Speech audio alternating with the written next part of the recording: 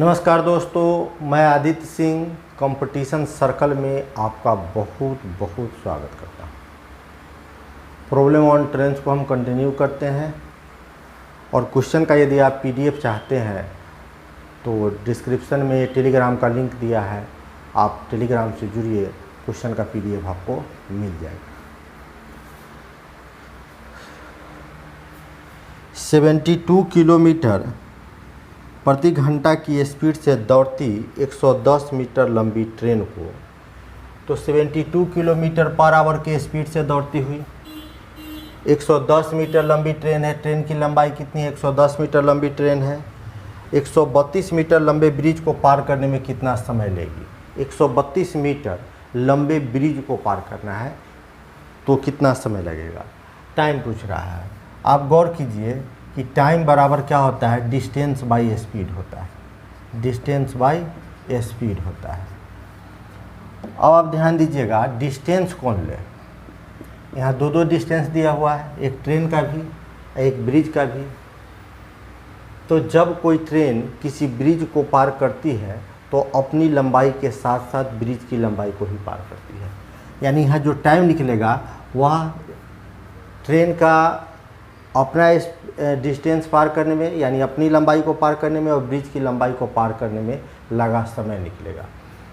तो 132 मीटर है आपको ब्रिज और ट्रेन है कितना? 110, यानी टोटल दोनों मिलाकर कितना हो गया? दोनों मिलाकर 242 मीटर हो गया। और स्पीड क्या है? 72 किलोमीटर पर आवर है। अब गौर कीजिएगा, जो डिस्टेंस लिए वो मीटर में है और स्पीड जो है ना किलोमीटर पर आवर में है। यानी इसको छोटा कर लीजिए, मीटर पर सेकंड में ले आइए, काट दीजिएगा 18 चौक 72, ठीक, और 5 चौका 20 से इसको काट दीजिएगा तो आ जाएगा 12.1 सेकेंड का समय लगेगा। 1 सेकेंड का समय लगेगा कि एक रेलवे अधिकारी एक रेलवे पुल पर खड़ा है जिसकी लंबाई 200 मीटर है। यानी पुल की लंबाई कितनी है? 200 मीटर है। वह पाता है कि ट्रेन उस पुल को 19 सेकंड में पार करती है। तो जब कोई ट्रेन किसी पुल को पार करती है तो अपनी लंबाई के साथ साथ ट्रेन अपनी लंबाई के साथ साथ उस ब्रिज की लंबाई को पार करती है। यानी 19 सेकंड में वो अपनी भी लंबाई पार करती है और पुल की लंबाई को भी पार करती है, परंतु वह स्वयं उसे 9 सेकंड में पार कर लेता है। यानी जब कोई ट्रेन किसी व्यक्ति को पार करती है तो सिर्फ अपनी लंबाई पार करती है। टाइम ऑफ ट्रेन 9 सेकंड लिखेंगे। तो क्वेश्चन पूछ रहा है ट्रेन की लंबाई निकालिए। देखिए यहाँ time of train plus time of bridge दोनों मिलाकर दिया है 19 सेकेंड। यानी 19 सेकेंड में ट्रेन अपनी लंबाई भी पार करती है और ब्रिज की लंबाई को भी पार करती है। अब time of train is equal to, question से हमको मिल गया 9 सेकेंड, तो time of bridge is equal to हमको मिलेगा कितना? 10 सेकेंड, क्योंकि दोनों मिलाकर देख लीजिए, दोनों मिलाकर 19 सेकेंड है, ठीक, दोनों मिलाकर 19 सेकेंड है। अब हमसे क्वेश्चन पूछा गया कि ट्रेन की लंबाई निकालिए।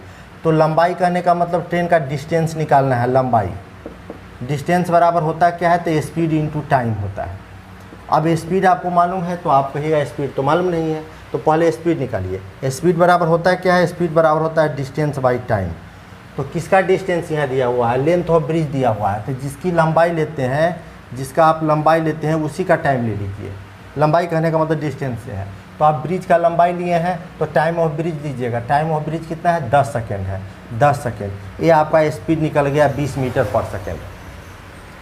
लेकिन आपको निकालना है क्या? क्वेश्चन कह रहा है कि ट्रेन की लंबाई निकालिए। तो टाइम ऑफ ट्रेन यदि आप यहाँ 9 सेकंड लिखते हैं तो ट्रेन का टाइम निकल जाएगा, लंबाई निकल जाएगा। लेकिन यदि आप यहाँ पर लीजिएगा 10 सेकंड लीजिएगा, तो क्योंकि 10 सेकंड देख लीजिए किसका टाइम है? टाइम ऑफ ब्रिज है, तो ब्रिज की लंबाई निकल जाएगा। यदि 19 सेकंड लीजिएगा तो ट्रेन और ब्रिज दोनों का निकलेगा। तो हमसे पूछ रहा है केवल ट्रेन की लंबाई, तो ट्रेन का लंबाई पूछ रहा है तो टाइम ऑफ ट्रेन देख लीजिए 9 सेकंड है, तो 9 सेकंड है, यानी गुना कर दीजिएगा 20 में 9 से, तो 180 मीटर आ जाएगा। 180 मीटर क्या है? लेंथ ऑफ ट्रेन निकल गया, यानी डिस्टेंस है। मीटर पर सेकंड की गति से चल रही 800 मीटर लंबी ट्रेन 26 मीटर पर सेकंड की गति से चल रही, यानी स्पीड दिया हुआ है 26 मीटर पर सेकंड की गति से चल रही 800 मीटर लंबी ट्रेन। 800 मीटर क्या है? ट्रेन की लंबाई है, लेंथ ऑफ ट्रेन है। कितने समय में 500 मीटर लंबे एक ब्रिज को पार करेगी? लेंथ ऑफ ब्रिज दिया हुआ है कितना? 500 मीटर, यानी ब्रिज की लंबाई 500 मीटर है। तो यह ट्रेन ब्रिज को कितने समय में पार करेगी? तो देखिए टाइम पूछ रहा है, टाइम बराबर क्या होता है, डिस्टेंस बाई स्पीड होता है। अब डिस्टेंस क्या है, जब कोई ट्रेन किसी ब्रिज को पार करती है तो अपनी लंबाई के साथ साथ ब्रिज की लंबाई को भी पार करती है। तो ट्रेन ब्रिज को पार कर रही है तो अपनी लंबाई यानी time of train, length of train और लेंथ ऑफ ब्रिज दोनों को लीजिए, 8 5 1300 हो गया, ठीक, डिस्टेंस में। और स्पीड पूछ रहा है तो स्पीड कितना है, 26 मीटर पर सेकेंड में है, ठीक। अब हम काट देंगे 26 से तो कितना बार में कट जाएगा, 50 बार में कैंसिल हो जाएगा। यह टाइम 50 सेकेंड आ गया आपको कि ट्रेन को ब्रिज को पार करने में कितना समय लगा, तो 50 सेकेंड लगा, क्योंकि स्पीड जो था वो मीटर पर सेकेंड में था। नेक्स्ट क्वेश्चन है कि 120 मीटर लंबी एक ट्रेन, यानी लेंथ ऑफ ट्रेन कितना है, 120 मीटर है। 120 मीटर लंबी एक ट्रेन 10 सेकेंड में 100 मीटर लंबे प्लेटफॉर्म को पार करती है। लेंथ ऑफ प्लेटफॉर्म कितना है, 100 मीटर लंबे प्लेटफॉर्म को यह पार करती है। तो जब कोई ट्रेन किसी प्लेटफॉर्म को पार करती है तो अपनी लंबाई के साथ साथ प्लेटफॉर्म की लंबाई को पार करती है। ये 10 सेकेंड में किसको पार करती है, प्लेटफॉर्म को, यानी कि time of train plus time of platform is equal to 10 second. तो इसकी स्पीड हमसे पूछ रहा है, स्पीड निकालिए। तो स्पीड बराबर क्या होता है, distance by time, distance by time होता है। अब आप डिस्टेंस कितना है देखिए, तो जब कोई डिस्टेंस कौन सा ले, दो डिस्टेंस दिया हुआ है।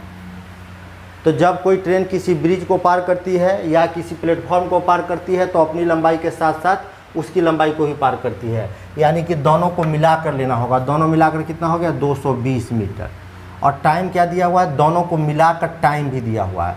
ऊपर में आप जिसका डिस्टेंस लिखते हैं नीचे में उसी का टाइम लेना होगा। अब स्पीड यह निकल जाएगा मीटर पर सेकेंड में, तो बड़ा कर लीजिए, ऑप्शन में देख लीजिए किलोमीटर पर आवर में दिया हुआ है, तो बड़ा कर लीजिए। 1 0 से 1 0 कट गया, 5 चौका 20, यानी 79.2 किलोमीटर पर आवर हो जाएगा। नेक्स्ट क्वेश्चन है कि एक goods train 72 kilometre per hour की चाल से चलती है। स्पीड दिया है 72 किलोमीटर पर आवर और 250 मीटर लंबे एक प्लेटफॉर्म को 26 सेकंड में पार करती है। लेंथ ऑफ प्लेटफॉर्म दिया है 250 मीटर, 250 मीटर। ये लंबे एक प्लेटफॉर्म को 26 सेकंड में पार करती है। तो जब कोई ट्रेन किसी प्लेटफॉर्म को पार करती है तो अपनी लंबाई के साथ साथ जो है ना प्लेटफॉर्म की लंबाई को ही पार करती है, कितने देर में, 26 सेकंड में। तो क्वेश्चन पूछ रहा है कि ट्रेन की लंबाई क्या है, लेंथ ऑफ ट्रेन निकालिए इस गुड्स ट्रेन का। लेंथ कहने का मतलब कि डिस्टेंस निकालना है। डिस्टेंस बराबर फार्मूला क्या होता है, स्पीड इंटू टाइम होता है। अब स्पीड हम कितना है दिया हुआ, 72 किलोमीटर पर आवर। देखिए 72 किलोमीटर पर आवर को आप मीटर पर सेकेंड में बदल दीजिए। ट्रेन का स्पीड जो दिया हुआ है 72 किलोमीटर पर आवर, इसको मीटर पर सेकेंड में बदल दीजिए।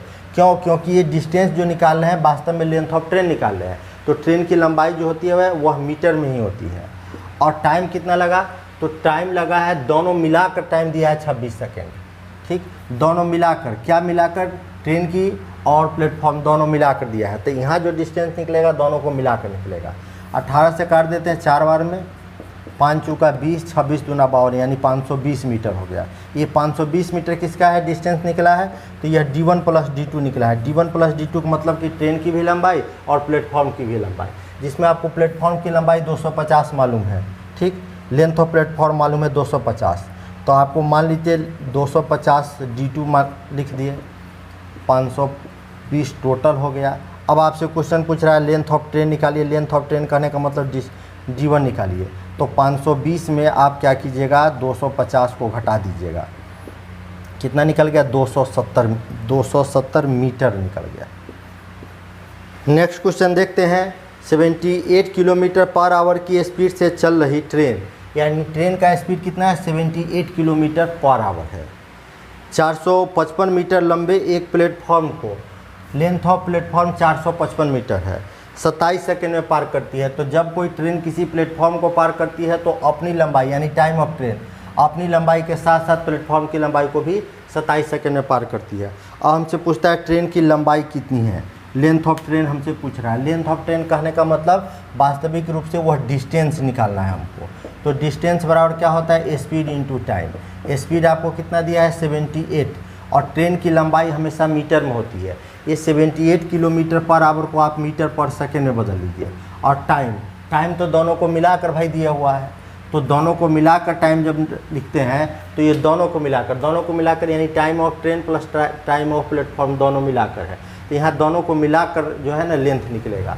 तो हम कैंसिल कर देते हैं, 9 से 9 दूना 18, 9 तिया 27, 2 से काट देते हैं 39 हो गया, 5 तिया 15 में 39 से गुना कर दीजिए, 9 पचे 45, 5 तिया 15 4 19 में 39 जोड़ दीजिए, यानी 585, 585 क्या निकल गया? यह दोनों की लंबाई निकला है। किसका? ट्रेन का भी और प्लेटफॉर्म दोनों का निकला है, जिसमें से आपको जो है वह मालूम है कि 455 जो है क्या है, 455 आपको मिला है, क्या निकला है? लेंथ ऑफ प्लेटफॉर्म दिया हुआ है। ठीक, तो ये दोनों मिलाकर है, तो घटा दीजिए इसको, 130 क्या निकल गया? यह लेंथ ऑफ ट्रेन निकल गया। दो ट्रेन जिसकी लंबाई 132 मीटर और 108 मीटर है, दो ट्रेन है, एक की लंबाई 132 है, दूसरी की लंबाई 108 मीटर है, एक दूसरे के अपोजिट डायरेक्शन में। ठीक, एक दूसरे के अपोजिट डायरेक्शन में, डायग्राम द्वारा क्लियर किए हैं भाई, एक दूसरे का अपोजिट डायरेक्शन में है। एक दूसरे का अपोजिट डायरेक्शन में 32 किलोमीटर पर आवर एक ट्रेन का स्पीड है और दूसरे ट्रेन का स्पीड है 40 किलोमीटर पर आवर के स्पीड से दौड़ रही है। कितने समय में एक दूसरे को पार कर जाएगी? यानी एक दूसरे को पार करने में क्वेश्चन पूछ रहा है कितना टाइम लगेगा। तो टी बराबर क्या होता है? टाइम बराबर होता है distance by speed, distance by speed होता है। अब आइए डिस्टेंस कौन लीजिएगा, यहाँ दो डिस्टेंस दिया हुआ है। तो भाई जब डिस्टेंस हमेशा जुड़ता है, ट्रेन की लंबाई हमेशा जुड़ता है, चाहे वो सेम डायरेक्शन रहे चाहे वो अपोजिट डायरेक्शन रहे, तो दोनों को जोड़ दीजिए, 100 100 200 240 आ गया, 132 है और 108 है।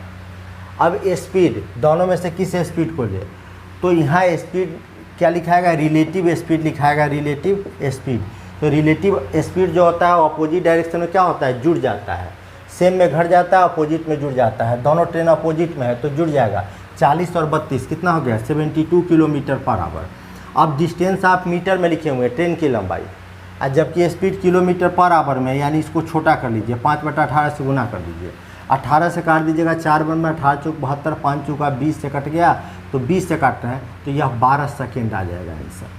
नेक्स्ट क्वेश्चन है कि 270 मीटर लंबी एक रेलगाड़ी, ट्रेन की लंबाई कितनी है? 270 मीटर है, 25 किलोमीटर पर आवर की स्पीड से चल रही है। 270 मीटर लंबी एक ट्रेन है जो 25 किलोमीटर प्रति घंटा की स्पीड से चल रही है, और एक उसके विपरीत दिशा से एक आदमी आ रहा है जिसका स्पीड 2 किलोमीटर पर आवर है, जिसको वह कितने देर में पार कर जाएगी, यानी आपसे टाइम पूछ रहा है। तो टी बराबर होता है क्या है? टी बराबर होता है distance by speed, distance by speed. यहाँ डिस्टेंस कौन सा लिया जाए? तो डिस्टेंस हम 270 मीटर लेंगे, ट्रेन की लंबाई को लेंगे, व्यक्ति की लंबाई को नहीं लिया जाता है। व्यक्ति की लंबाई, पोल की लंबाई, सिग्नल की लंबाई, ये सब नहीं लिया जाता, क्योंकि व्यक्ति की जिस लंबाई को पार करती है वास्तविक चौड़ाई है बहुत कम है। व्यक्ति रहे, पोल रहे, कोई भी पॉइंट रहे या कोई पेड़ रहे, तो इसको मत लीजिए। तो डिस्टेंस 270 लिख दिए। स्पीड अपोजिट डायरेक्शन है, स्पीड क्या हो जाएगा? जुड़ जाएगा, 25 किलोमीटर पर आवर और 2 किलोमीटर पर आवर, यानी 25 और 2 27 किलोमीटर पर आवर हम लिखते हैं। ठीक, लेकिन ध्यान दीजिएगा ऊपर वाला यूनिट आपको मीटर में है, नीचे किलोमीटर पर आवर में है, इसलिए हम इसको छोटा कर दिए, मीटर पर सेकेंड में कर दिए। अब इसको कैंसिल कर दीजिए, या 18 को ऊपर भेज दीजिए, पूरा नहीं कटेगा ना, ऊपर भेज दीजिए। अब काट दीजिए, 9 से 9 या 27, 9 दूना 18।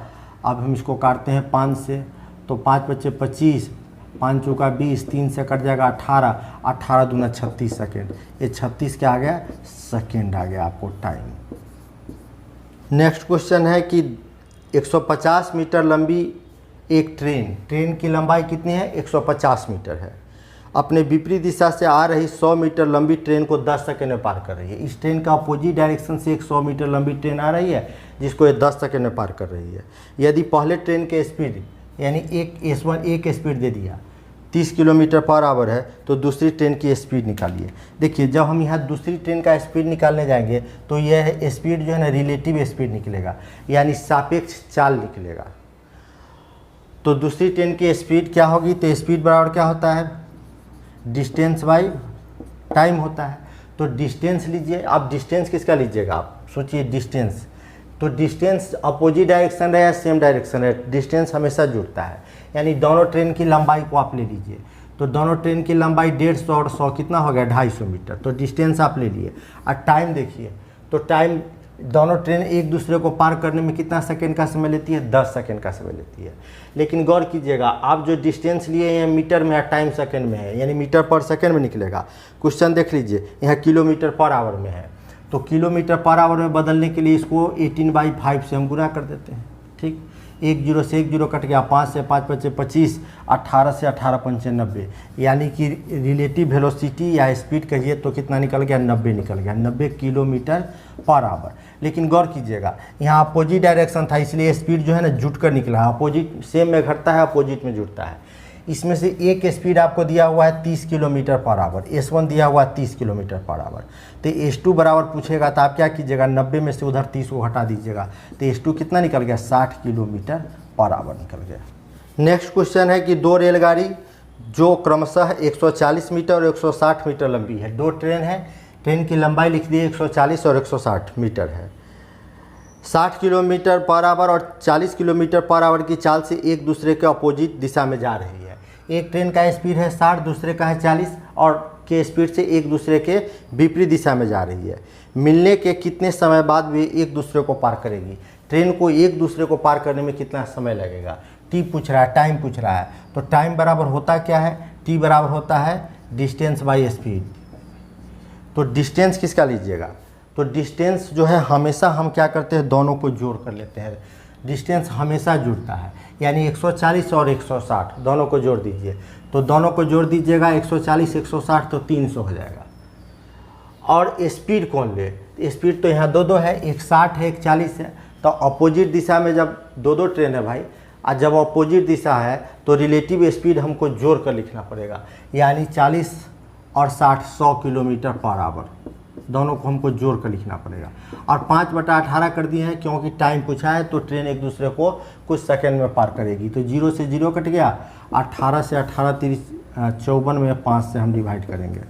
ठीक, तो 11 से 10 से काटेंगे तो 50 40, यानी 10.8 आ जाएगा आपको सेकेंड का टाइम लगेगा एक दूसरे को पार करने में।